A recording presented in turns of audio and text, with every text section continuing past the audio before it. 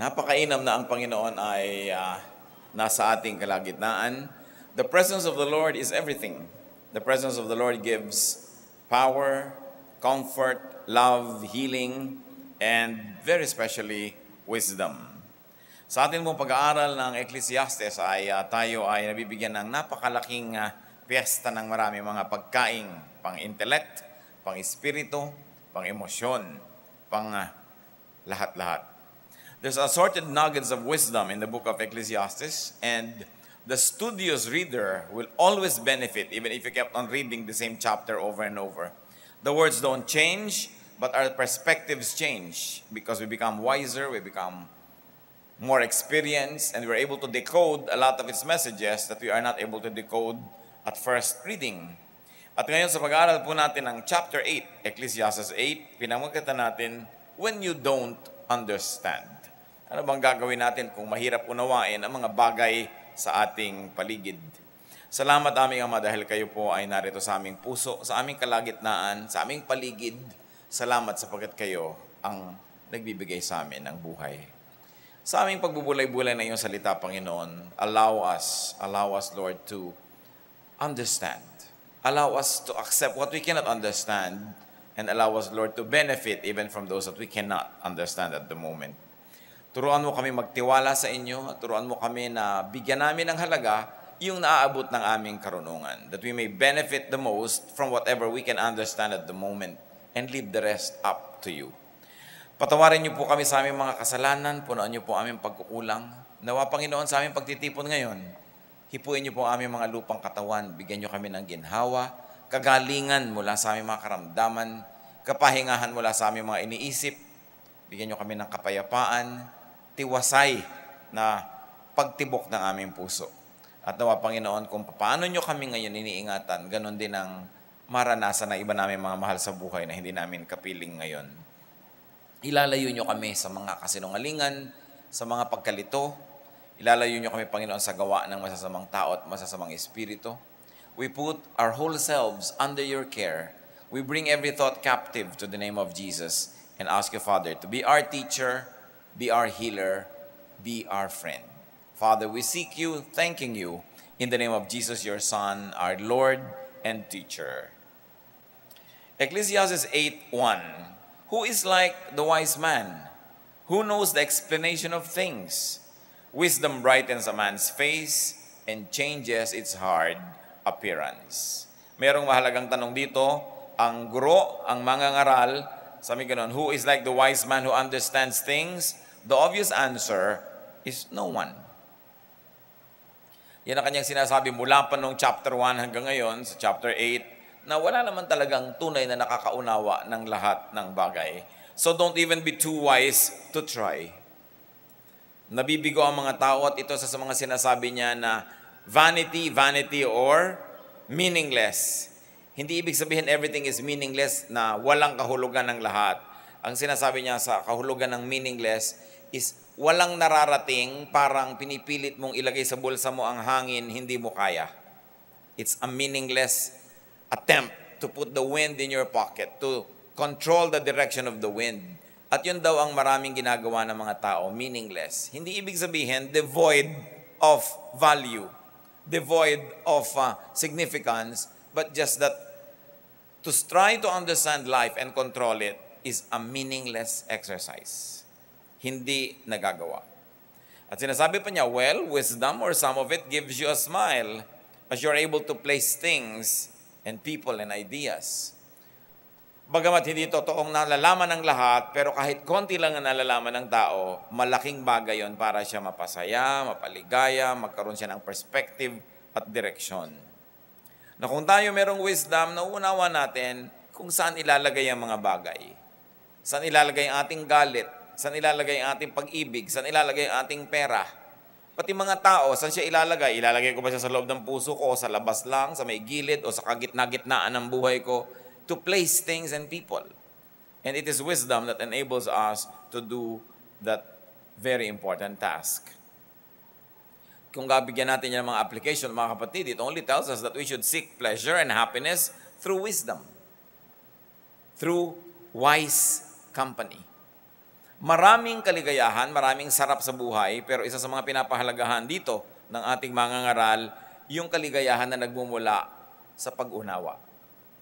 The joy, the pleasure that comes from knowing and understanding very important aspects of life. So the wise person can be more serene and cheerful. Baliwala daw kung ang dami mong alam tapos nababagabag ka naman, hindi ka nagiging payapa. At maraming mga endeavors, ganito mga kapatid, basa ka ng basa, aral ka ng aral. Anong nagiging ending? Naguguluhan ka lang. Nalilito ka, nawawalan ka ng pag-asa, nawawalan ka ng pinaniniwalaan, na sa panahon naman na ikay magkasakit, panganib, lungkot, kailangan may hawakan ka at paniwalaan. Sabi, ang tunay na wisdom, ang ending niyan, serenity and cheerfulness.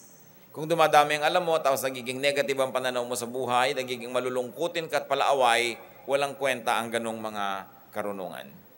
At ito pong pagtalakay ng Ecclesiastes ay lakad ng lakad ito sa mga iba't ibang mga topic. At dahil pinag-aaralan natin siya, kaya kung saan tayo dalhin ang verses, doon tayo pupunta. Kung minsan paulit-ulit, sapagkat nung araw, siyempre, malaki ang influensya ng orality. Nung unang panahon po, hindi naman sinusulat lahat ng bagay at hindi mahilig magsulat ang mga tao. Siya ay nire-recite, sinasabi, kinakanta, tinutula, at natural, pag ganon, paulit-ulit. Hindi tulad ng pag very literate ang mga tao, nagbasa ka ng libro, bakit uulitin na sabihin sa'yo? Pwede mo naman sabihin, refer to page 2, dahil nabasa mo na, pwede mo nang balikan. So hindi na kailangang ulitin ulit sa page 7. But in the absence of written text, uulitin uli para manariwa sa'yo. Kaya marami sa mga matatanda, paulit-ulit. Kasi ang orientation pa nila, orality, oral tradition. Kailangan ulitin para matandaan, para maalala. Kaya sabi ng mga bata, ang kulit-kulit naman ni Lola, nasabi na, sinasabi uli. Kasi ang mga bata, sanay ka, bumalik ka na lang sa page 2, nandun na yun eh. Magkaiba kasi yung gap. And this is one of the keys in understanding and appreciating Ecclesiastes. Maraming inuulit. At huwag nating iisipin na pag inuulit, parang wala naman tayo napapala. Because repetition can make you see another angle and another aspect of the same truth. There's an interesting truth that Solomon discusses in verses 2 to 5. Ecclesiastes 8, 2 to 5.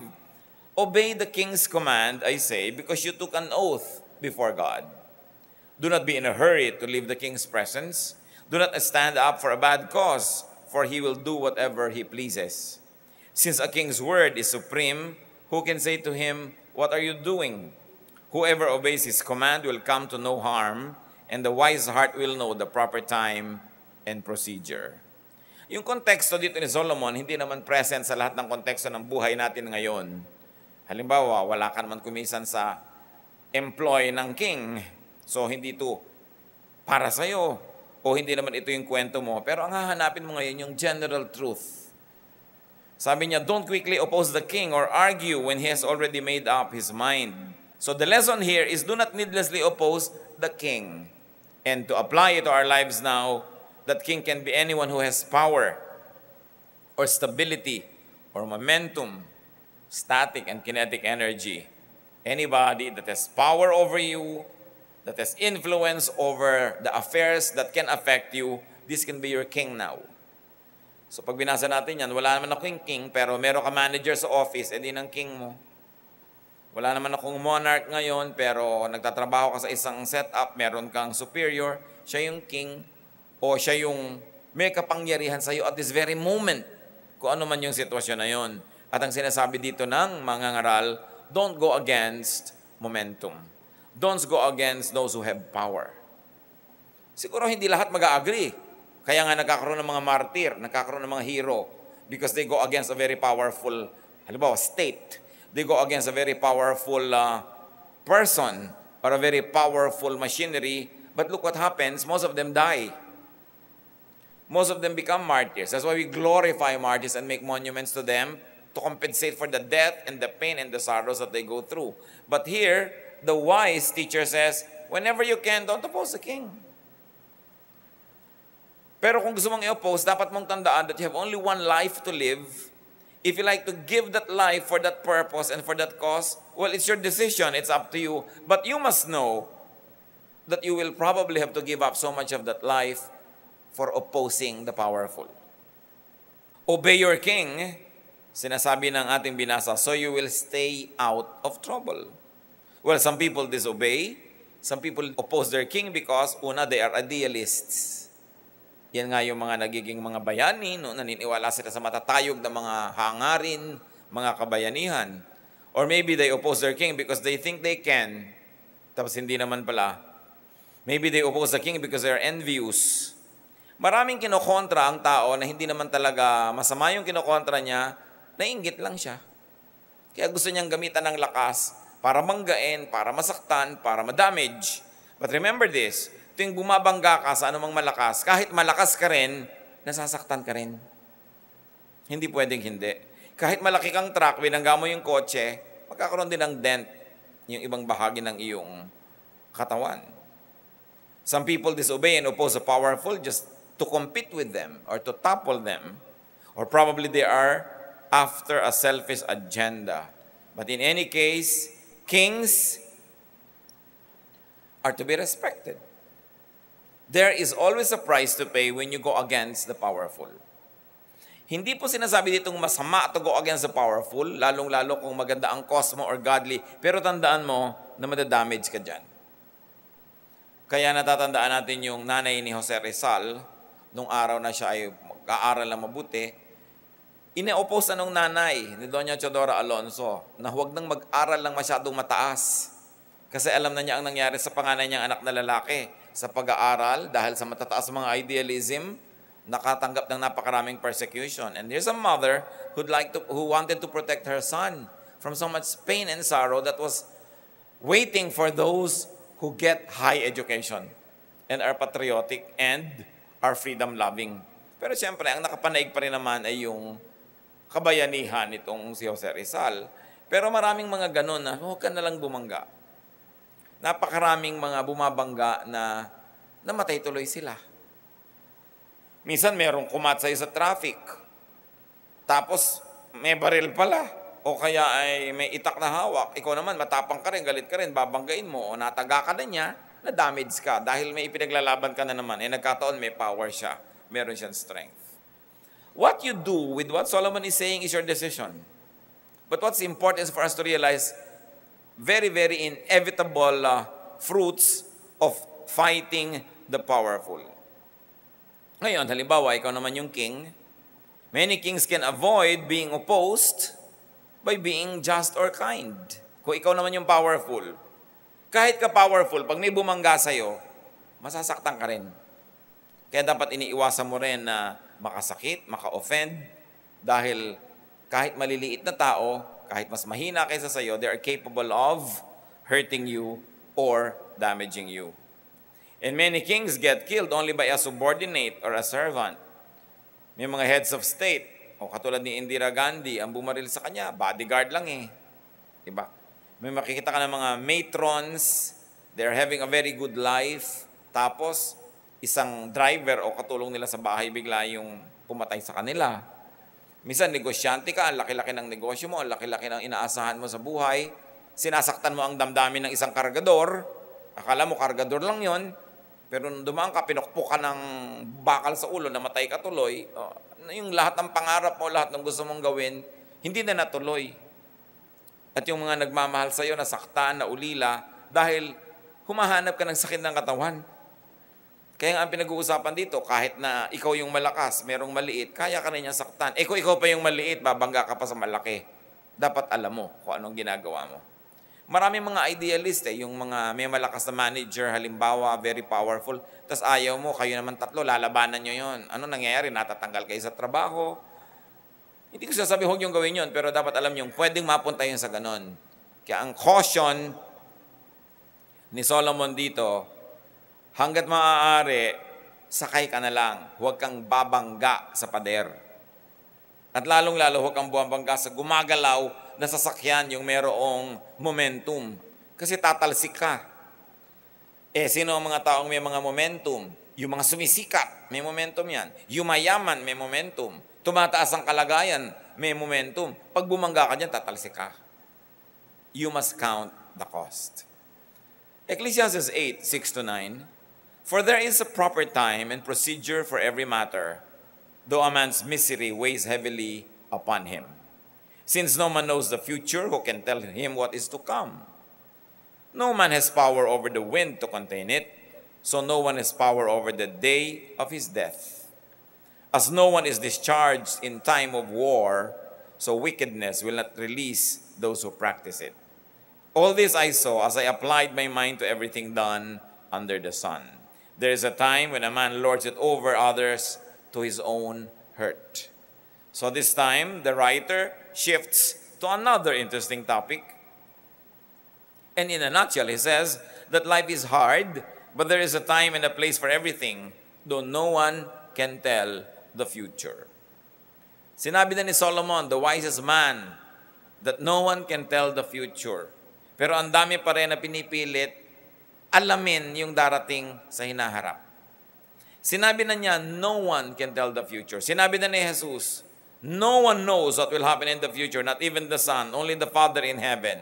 And yet marami pa rin mga tao, religious pa naman, pinipilit sabihin na, eto na, ganito na ang mangyayari, ganito na ang date ng second coming, ganito na ang date ng destruction of the world. Sinabi na nga, no one can tell Nakakaroon lang tuloy ng maraming fears. Sinabi ng no one can tell, umaasa ka pa sa horoscope, umaasa ka pa sa mga hula, ang linaw-linaw na no one can tell. So what are the challenges, some of the challenges of life? Because life can be hard, and no one can tell the future. No one can control nature, even the time and manner of people's death. So what is Solomon really saying here? No one can really have full control of their lives. We want control. We are not comfortable when we are not in control. But here, the teacher says, no one can have full control. So what's the lesson? Do not attempt to be in full control of your life and especially lives of others. Kung ang sarili nating buhay, hindi natin kayang kontrolin, hindi natin marapat kontrolin ang buhay ng iba. Kahit asawa natin siya, anak, magulang, kaibigan, mahal sa buhay, kailangan binibigyan natin ang tao ng kalayaan na mabuhay, kung paano siya dinisenyo ng Diyos, anong mga talent ibinigay sa kanya, anong mga kakayahan, anong mga dapat niya maging vocation, maging papel sa buhay. Dapat nagbibigay lang tayo ng advice, lalo't kung hinihingi, nagbibigay ng support kung kailangan, but we should not play God and control people. Hindi makadiyos yung manipulative behavior. When you punish people for not giving you what you want and you reward them when they give you what you want, it's a means of controlling people. Of course, up to a point, everybody does it, no? Pero dapat alam mo ang hangganan. Hindi ka nasunod, you will punish people for being who they are. And because we cannot control life, what do wise people do? We adjust to what is a given. Given yan Hindi mo na yun mapapalitan. Wind cannot be controlled. Yun ang sinasabi ni Solomon na meaningless. You cannot do that. Hardship cannot be controlled. And yung sa example pa niya, war cannot be controlled. It happens. Uncertainty of the future cannot be controlled. And because of this, instead of despairing and being afraid, just be prepared for the unscheduled but inevitable. So hinahanda natin. Hinahanda natin ang sarili natin sa anumang maaaring mangyari. Kaya nga itong si Balagtas, sa Florante at Laura, sa tingin niya, ang magandang paghahanda sa tao, turuang mahirapan, bata pa lang. Sabi niya, sapagkat ang mundo'y bayan ng hinagpis, mamamaya'y sukat tibayan ng dibdib. Ang laki sa tuway walang pagtitiis, anong ilalaban sa dahas ng sakit. Kaya yan ang lesson na ibinibigay ng tatay sa kanyang anak. Pag-ibigan ako'y aking nakilala, di dapat palakhin ang bata sa saya. At sa katuwaan kapag namihasa, paglaki walang hihinting ginhawa. Napakaganda ng wisdom na sinasabi doon na maraming darating na dilubyo sa buhay, maraming sorrow, maraming pain. So dapat ang tao may practice. Pag pinalaki mo ang isang bata sa sobrang saya, sobrang protected na environment, parang yung mga bata ding sobrang linis ang environment, sakitin tuloy. Laging ang daming allergy, laging ang daming mga infection kasi lumaki ng sobrang linis. Nakita niyo yung mga lumaking pagulong-gulong sa mga imbornal, halos hindi tabla ng sakit. No? Kasi merong immunity. Ganon din, kung bata ka pa, sinasanay ka nagtatrabaho, sinasanay kang may responsibilidad, sinasanay kang nahihirapan. Pag dumating yung mga totoong hirap ng buhay, may practice ka na. Hindi ka nabibigla, nakakaya mo. And Solomon is telling us, prepare for these things because you don't like them, but they will come. And because you cannot control life, you might as well intensify your preparation for the inevitable. And observations that give order and comfort to the godly, sinasabi niya that there is a time and place for everything. And no one can hide behind evil. Parang halo-halo, no? Parang salad yung mga lesson na tinuturo niya. Pero ganun din naman talaga ang buhay. Ang tunay na buhay, halo-halo, parang salad. Wala naman talagang kaayusan. Yung kung ano-anong nangyayari sa isang araw, hindi mo pwedeng mabigyan ng sobrang ayos yan. Kaya ganun din ang presentation itong si Solomon. And because people have power to hurt others and even themselves. In, of course, the context of controlling. Kung minsan sa pag-control natin sa tao, nade-destroy na natin siya. At sa pag-control natin sa kanya, tayo din nade-destroy. Wala na tayo kumisang ginawa kundi magbantay Nasubukan niyo na ba na meron kayong gustong bantayan, kontrolin siya, malaman lahat ang ginagawa niya sa buhay? Ang nangyayari, wala na kayong sarili niyong buhay dahil lagi kayong nakabantay sa kanya. At kuminsan yan ang mga downside ng sobrang umiibig. Pati mga text niya, gusto mong malaman kung sino yung ka-text. Pati mga kausap, gusto mong maintindihan saan siya pumunta, anong kumain, sinong kasama. Wala ka ng sariling panahon sa buhay mo kasi nakaabang ka na lang ng nakaabang sa kanya. To control others. Kung hindi ka talaga mahal ng isang tao, kahit anong pagkokontrol lang gawin mo, hindi ka pa rin nun mamahalin. Maiinis pa nga sa'yo. So, imbes ubusin mo yung lakas mo sa pagkontrol para ka mahalin, maging kamahal-mahal ka na lang at kaibig-ibig. Para lalo kanyang pahalagahan. O baka may ibang magpahalaga sa'yo na mas dapat na suklian mo ng iyong pagpapahalaga. But the moment people are not interested in you anymore, the more you control them, the more you lose them quickly. Lalo lang nawawala. So you consider ways to prevent being hurt by another person. Kasi kung nasasaktan tayo ng mga tao, meron silang lakas over us, how can you protect yourself? One is to be strong. Be as independent as possible. Be fortified and resilient. In other words, may darating na mga blows. Talagang may mga buntal at mga suntok na darating sa'yo. Isang paraan para hindi ka sobrang masaktan, be strong. Be stronger than the blows. Meron pa, be transcendent. Be beyond pain. At may mga nagsasabi that to be beyond pain, you must need very little, desire very little. Kasi pag sobrang marami kang needs, mas madali kang masaktan. Pag sobra ka naghahangad, mas madali kang masaktan. That's why a certain form of transcendence and disconnection will protect you from pain. Pag sobra kang laging connected, lagi kang umaasa, lagi kang nakasandal, masasaktan at masasaktan ka. Meron pang isang paraan to protect ourselves from pain brought about by other people is to understand and therefore accept human nature. Madalas na nagbibigay sa atin ng lungkot o nasasaktan tayo, nakatotohanan tungkol sa tao, na ang mga tao makasarili. Ang mga tao maramot. People are selfish. Ang mga tao nandyan lang kung sila may pakinabang. Ang mga tao interesado lang kung meron silang ganansya. Bihirang-bihira yung nandyan na walang napapakinabang, dapat lagi siyang may nakukuha.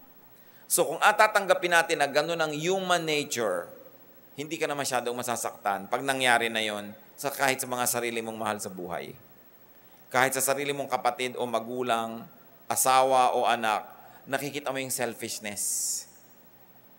At pagka yan, maaga mong tinanggap sa buhay, mababawasan yung mga sakit at pait na mararamdaman mo kung nakikita mong oo nga nangyayari, people are selfish.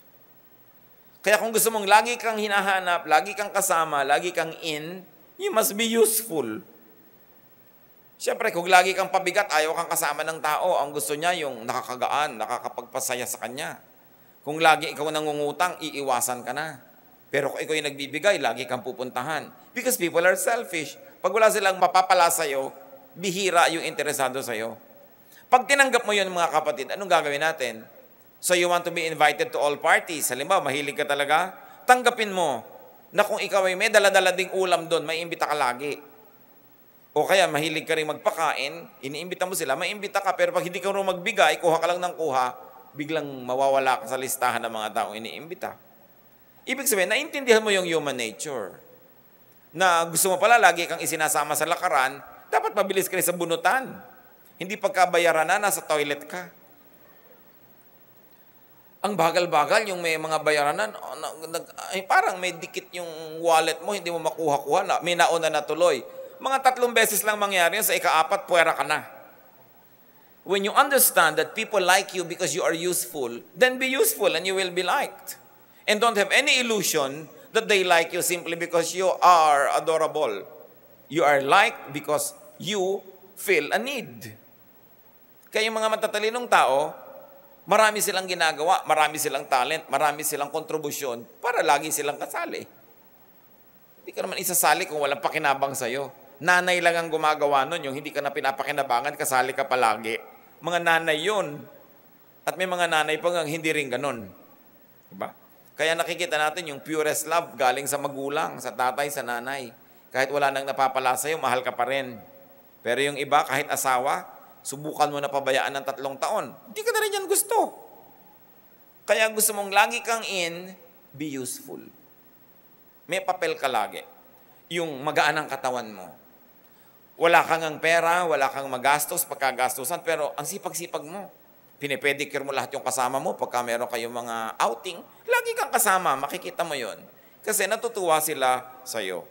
Understand human nature. And one of the things you must understand, let me be emphatic, is that humans are selfish. They like you because you please them. So, be pleasant. So you will be liked. And of course, isa pang paraan ng pag-adjust natin sa mga problema ng interpersonal relationship, para hindi ka masaktan lagi, be willing to be hurt.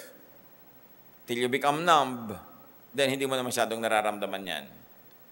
Kalyo man, tumutubo sa mga bahagi ng ating paa o kamay na laging nagagasgas para huwag na siyang makaramdam pa ng sakit. Pero ang pinakamabisang paraan para hindi ka masaktan ng tao, forgive. Because when you forgive, you are set free. It is only forgiveness that sets you free and the other person as well. Gusto niyong makalaya, magpatawad kayo. It's the only way. Then, nasaktan ka na noon, pinatawad mo na, hindi na masakit. Pinatawad mo na kasi. Habang masakit pa, hindi mo pa pinapatawad. At kadalasan, hindi natin napapatawad kasi hindi natin inuunawa yung human nature. No? Hindi natin inuunawa na people are wired to preserve their lives. That's why they will like people who help them preserve and enhance that life. And they will avoid people that minimize, trivialize, or endanger that life that they cherish. So we know where to position yourself. Ecclesiastes 8:10-15. Then too I saw the wicked buried, those who used to come and go from the holy place and receive praise in the city where they did this. This too is meaningless. When the sentence for a crime is not quickly carried out, the hearts of the people are filled with schemes to do wrong. Totoo nga naman. Pag walang katarungan, mas maraming tao nag-iisip na gumawa ng mali. Pag hindi napaparusahan ang paggawa ng mali, yung mga hindi gumagawa dati ng mali, gagawa na rin. Total, hindi napaparusahan ang paggawa ng mali. Although a wicked man commits 100 crimes and still lives a long time, I know that it will go better with God-fearing men who are reverent before God. Pinupuna dito ng mga ngaral ang isang katotohanan noon hanggang ngayon. Maraming masasamang tao parang nag-e-enjoy sa buhay. Parang hindi napaparusahan at hindi humaharap sa katarungan. At sinabi dito ng mga ngaral, I know that it will go better with God-fearing men. Na yung mga may takot sa Diyos, gumagawa ng tama, kahit nakakakita ka na parang umuunlad, sumasaya, yumayaman yung gumagawa ng mali, huwag kang mainggit kahit kailan. It will go better with God-fearing men. Because if human justice fails, God's justice definitely will prevail. Verse 13, Yet because the wicked do not fear God, it will not go well with them, and their days will not lengthen like a shadow. There is something else meaningless that occurs on earth. Righteous men who get what the wicked deserve, and wicked men who get what the righteous deserve. This too, I say, is meaningless. Isa na naman na parang malungkot na observation. Sabi, maraming mga mabubuting tao, ang inaani nila sa buhay, dapat yung inaani ng masama. At maraming masama, ang na-enjoy nila sa buhay, dapat ine-enjoy nung mabuti. Sabi niya, it is a fact of life. Hindi sinasabi ni Solomon na yun ang dapat at tama, pero inoobserbahan niya, sa tama at sa hindi tama, yun ang madalas nangyayari. So ano ngayon ang gagawin mo? Verse 15, sabi niya, so, I commend the enjoyment of life. Because nothing is better for a man under the sun than to eat and drink and be glad. Then joy will accompany him in his work all the days of the life God has given him under the sun. So dahil hindi mo makokontrol ang buhay, hindi lahat ng ginagawa mo parang nabibiyayaan ka pag tama yung ginagawa mo. Hindi lahat ng masama mong ginagawa parang napaparusahan agad. Hindi naman laging parang umiira lang katarungan. So anong gagawin mo ngayon sa buhay mo? When you are facing this kind of inconsistencies and problems in life, sabi niya, etong gawin mo. Enjoyin mo ang buhay mo. Whenever you can, whenever and wherever. Sabi, kung sakasakali mang dumating sa'yo, yung ganyang parang imbalance and injustice, meron ka malang maalala na mga panahon na nag-enjoy ka naman. Pinapalakas to ng iyong loob, pinapalakas to ng iyong buong pagkatao. Parang marami kang savings. Pagka wala kang kita, may mawi-withdraw ka. Kaya sabi niya, kung kaya mong pasayahin ang buhay mo, pasayahin mo ng pasayahin. Para pag dumating sa'yo, yung mga moment na hindi masaya, mga parang hindi maganda na hindi mo maiwasan, may natitira sa iyong lakas na galing sa kasiyahan, and it will see you through very difficult days. That is where Solomon is different from many prophets and many teachers. Because Solomon emphasizes the practical need for people to enjoy whenever they can. Because there are many things that are beyond our control, like justice that always immediately prevail. Pero kahit may injustice na nangyayari sa buhay mo, halimbawa, inaapi ka, naagawan ka ng mana, pagkalaki-laking lupa na agaw ng kapatid mo, dapat sa'yo, the injustice. O mag-enjoy ka na isang basong halo-halo. At least na-enjoy mo yon kahit may injustice. Merong nangyayari sa iyong mga hirap sa buhay, pero ngayon, ang sarap ng tulog mo, itulog mo. Ibig sabihin, may mga maliliit na bahagi ng buhay na kahit anong nangyayari, kahit sino ang presidente, kahit na republika ka ba o kingdom, may ma-enjoy ka na pang sarili na maliit na kaya mong kontrolin. Yun ang enjoyin mo. Halimbawa, ang hirap-hirap ng trabaho sa inyong opisina, o ngayon, lunch break, sarapan mong kinakain mo, sarapan mong kain mo, kasi may chance ka eh. Kesa sa habang kumakain ka, iniisip mo pa rin yung boss mo, iniisip mo pa rin yung problema ng kumpanya, hindi mo na yun na-enjoy. Pagbalik mo sa trabaho mo, hindi ka pa rin nag-enjoy. What Solomon is saying is this: marami talagang hirap sa buhay, maraming gulo, maraming lungkot. Tuwing makakasingit ka ng konting ligaya, paligayahin mo sarili mo. Kahit maliliit lang yan. Sasabi niya, maliliit na example ang binigay niya di ba? To eat, to drink, to be glad. Ang dami mong problema sa pamilya, o meron ka namang napanood na nakakatawa, tumawa ka muna ng tumawa ng 30 minutes. Pagkatapos nun, may problema ka uli, nakatawa ka na. Hindi ang dami mo ng problema, telenovela pang iyakan ng iyakan, sampalan ng papanoorin mo, hindi ka na nakatapos sa problema. Problema na yung totoong buhay mo, tapos pinoproblema mo pa kung sino ang tunay na magulang nitong ulilan na to. Pinoproblema mo pa kung sino talaga ang tunay na anak, yung ba sa dalawang kambal, sino nga ba? Yan din naman ang yan lagi, laging yung sampid siya ang mayaman, yung tunay natapon doon sa mahirap, sa ending syempre, sasaya din yung tunay. Ba't pa kayo nanonood? Tapos bukas, sabik ka na, gusto mo nang manood ulit bukas, ang ending din naman nung ganun eh. Ang pinakamalungkot sa lahat, eto, hirap na hirap yung bida, aping-api siya, tapos biglang sa ending, namatay pa siya. Buti nga sa'yo, panood ka ng ganyan. Ikaw ngayon, ang lungkot-lungkot mo. Dahil namatay ang bida, lalo mga Koreano, pinapatay ang mga bida. Tayo mga Pilipino, ayaw natin yan, kaya namatay na yung dalawang lover, babangon pa ang kaluluwa nila, magliligawan na naman. Yung mga anghel-anghel, o tuloy na naman ang saya. So, pag napapasaya mo yung buhay mo, mga kapatid, maliit na bagay, importante. Sasakay ka ng bus, mahabang biyahe, tagtag na tagtag ka. Magdala ka ng unan para masaya yung paghiga mo kahit doon lang. In other words, hindi mo kayang kontrolin ng planeta. Pero kaya mo naman kontrolin kung yung loob ng sapatos mo ba ay komportable o hindi. Hindi mo kayang kontrolin yung barangay na ang dumi-dumi. Kahit gustuhin mo at lagi ka nagagalit, marumi pa rin ang ending. Pero malilinis mo naman yung kwarto mo, yung loob ng bahay mo. In other words, tinuturo ni Solomon, yung maliliit na bagay, huwag mong kalimutan. Lalo pa kung yung malalaki ay mahirap at hindi maganda. Kahit na kuminsan, halimbawa, asawa mo, kasama mo sa bahay, mahirap makasundo. Pero may mga moments na maganda rin yung mood nila, samantalahin mo na yun. Kasi baka bukas, hindi na naman. At least, lumigaya ka kahit sandali. At ang kamangha-mangha sa tao, di ba kahit nga konting pagtingin lamang, basta minamahal mo yung tao, tapunan ka lang ng konting pagtingin, buhay na ang pag-ibig mo. Okay ka na uli kahit na maglaba ka na naman na maglaba dyan. Ganon din tayo sa ligaya. Konting ligaya lang, we survive. So ang kawawang tao, yung hindi niya pinapansin yung maliliit kasi puro malalaki lang ang inaantay niya. Kahit sa negosyo, yung ang gusto mo lang yung tipak agad, yung malaki agad, pinapalampas mo yung maliliit na chances, kadalasan walang nangyayari sa buhay mo eh. Pero yung mga pinapahalagahan yung maliliit na chances, doon pala bumubukas yung pinto ng maraming mga ibang blessing.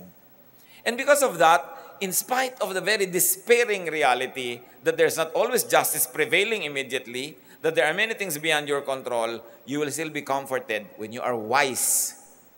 You say, I'll be wise. This is a time to be happy. I'll make the most of it. Napaka-importante yung mga itinuturo ni Solomon. So, the teacher resolved the difficulties of life and the matter by recognizing his lack of wisdom to make sense of it. Sabi niya, alam nyo, kahit akong pinakamarunong na tao dito, hindi ko rin talaga naiintindihan ang buhay. The teacher resolved the matter by thinking that the best way to live, in spite of and because of such mysteries, is to simply get as much out of life as possible. And to enjoy within what circumstances allow. To enjoy to the max. Pag pwede, magsasaya ka dapat. Kaya nga yung mga iba, pag ang saya-saya, sabi nila, ang saya natin, baka bukas may problema tayo. Di ba? May mga ganong fear. Kasi alam nila na talaga naglalaro yung dark and light, happiness and loneliness. Ganon din naman, pagka very lonely ka, very sad, alam mong, may kasunod din itong happiness. Kasi hindi naman pwedeng magtagal ang lahat ng bagay. Lahat umiikot, gumugulong. Sasabihin mo lang pag mahirap ang panahon, this too will pass. Lilipas din ito. Ngayon, kung masaya ang panahon, dapat mo rin isipang lilipas din ito. Kaya dapat samantalahin ko na. Kasi lilipas din. Ang panahon, pag pinapansin nyo mga kapatid, lalo mahahalagang event, ang tagal-tagal mong ine-expect, ang tagal-tagal mong inaasam, ang tagal-tagal mong pinaghahandaan, pero sandali lang, tapos na. Halimbawa, nagpaplano kayo ng 50th wedding anniversary ng magulang nyo. Mga buwan kayo naghahanda, no? Pero isang araw lang yung anniversary na yon, tapos na.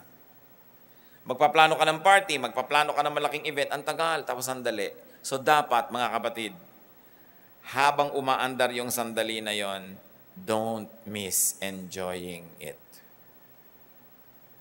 Okay, wedding anniversary ng nanay mo at tatay mo, pero sobra kang busy nung araw na yon, hindi mo na-enjoy. Kinabukasan, past tense na yun eh. Ang bilis ng panahon. Ang haba-haba mong titingnan yung nakaraan na, pero yung nangyayari ngayon, na ngayon mo lang pwedeng ma-enjoy, ang bilis lumampas. So dapat nakaabang ka, alert ka to get the most out of it. Katulad lang yung nagbabiyahe. Halimbawa, magbibiyahe ka, patungo ka sa isang lugar. Ang ganda-ganda ng view, kung maaari, huwag mong tulugan. Kasi mamaya, lampas na yun eh. Tapos na, it will never come back. Pagka merong magandang moment, lalo yung moments, mga kapatid. Kung minsan moment ng husband and wife, ang ganda-ganda ng moment nyo, whatever it is, huwag mong palampasin. Huwag mong say, ay, naku, marami pa nga pala akong lalaban. Tapos, tatalikuran mo na siya. Hayaan mo na. May mga moment na hindi pinapalampas, seize it. Because it's fleeting. Naintindihan niyo sinasabi ko, no? Meron parang, wow, parang Nescafe moment. Yung Kodak moment. Yung, wow, ang ganda ng moment. Tapos bigla mong puputulin dahil lang meron kang gustong gawin. Enjoy it. Because it might not even come back in your entire lifetime. Parang buwan na sumisikat, sandaling-sandali lang. Yung araw na sumisikat, sandaling-sandali mo lang pwedeng tingnan. Mamaya, nakakasilaw na. So don't miss it. And in our lives, there are many such things. The miracle is, kahit konti at maliliit yon, they fortify you to face very difficult days. Verses 16 to 17. When I applied my mind to know wisdom and to observe man's labor on earth, his eyes not seeing sleep day or night, then I saw all that God has done. No one can comprehend what goes on under the sun. Despite all his efforts to search it out, man cannot discover its meaning. Even if a wise man claims he knows, he cannot really comprehend it. So Solomon is effectively saying that no one can really understand what happens. We may be very wise, but no matter how much we try, we cannot understand it all. So the teacher's observation, no one can really understand life. When you cannot understand a big picture because it's so big, enjoy the small close-ups. At ganun din yung buhay. Kung hindi mo mawawaan yung buong kahulugan ng malaking issue ng buhay, enjoy simple moments.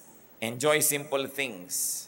The tiny bits and tiny parts of life that are comprehensible. In other words, you may not understand eternity, but you can enjoy here and now. And this is why I love the book of Ecclesiastes. It tells us to have an eternity mindset, to prepare ourselves for eternal life, but not to miss life here and now. At kung minsan yan ay kinakalungkot ko sa maraming religious people, wala nang inisip kundi end of the world. Wala nang pinaghandaan kundi yung eternity, tapos yung mga araw na ibinibigay sa kanyang regalo ng Diyos ngayon, lumalampas ng walang nangyayari. Lumalampas ng hindi niya nalalasap yung mga ligayang dapat lasapin, o kaya hindi niya nagagawa yung mga ibang dapat gawin dahil yung isip niya nandun na sa malayo. Be prepared to meet your God. Be prepared for eternity.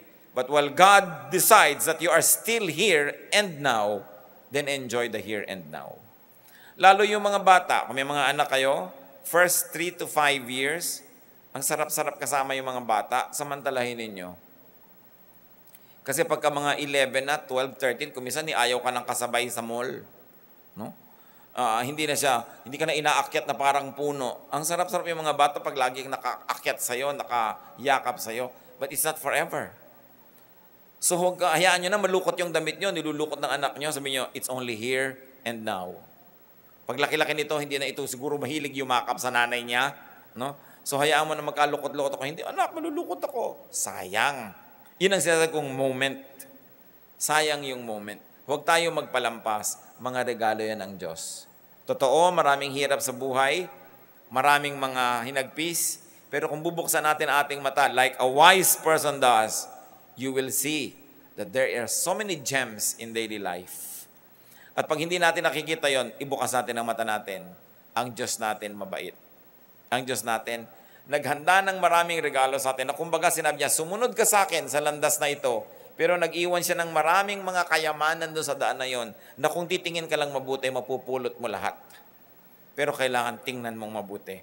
So instead of always despairing and complaining, thinking about what you don't have, celebrate what you have.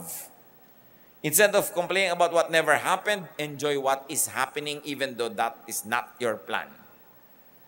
Yan ang isa sa mga kahulugan ng matalino, nakaka-adjust. Naiiba, pero uma-adjust ka. At the end of the day, masaya ka pa rin. God wants you to be happy. Read Ecclesiastes from that point of view, that the wisdom of Solomon is used by God to bless not only him, but even us today. Ama namin, salamat sapagkat nakikinabang kami. Bagamat may mga historical details noon na hindi na yun ngayon totoo, pero yung katotohanan ng mga ideya doon, totoo pa rin. Turuan mo kami, Lord, na sa pagbabasa ng mga ganitong mga aralin, makita namin yung application sa buhay namin ngayon kahit matagal na itong mga sinulat. Because your truth is timeless and your truth always prevails. Sa aming pagbubulay-bulay ngayon, naming magkakapatid, Panginoon, turuan niyo po kami. Lalong-lalo, kasama kami ngayon, na marami palang ligaya na napapalampas kasi ibang ligaya naman ang hinahanap. Hindi tuloy nakikita yung ligayang ibinibigay niyo sa amin. Kung marami mga bagay kaming lagi na lamang inirereklamo, hindi tuloy namin napapasalamatan kayo sa dapat naming ipagpasalamat. Buksan niyo po ang mata namin kahit sa mga taong kuminsan nakakainis, nakakapagod kasama, makita rin namin kung anong blessing na ibinibigay mo sa amin through them. At maging sa mga difficult moments, makita namin, Lord, yung tiny pockets of rest, tiny pockets of happiness available to all of us. Open our eyes so we can see your wonders. Magbulay-bulay tayo sa mandali, mga kapatid, at lalong hingin natin sa Panginoon na maging sensitibo tayo sa magagandang bagay sa buhay at tanggapin natin ang mga hindi natin pwedeng mabago sapagkat yan ang sinabi ng pinakamarunong na taong nabuhay sa mundo. Lord, teach us so that we may make the most of life.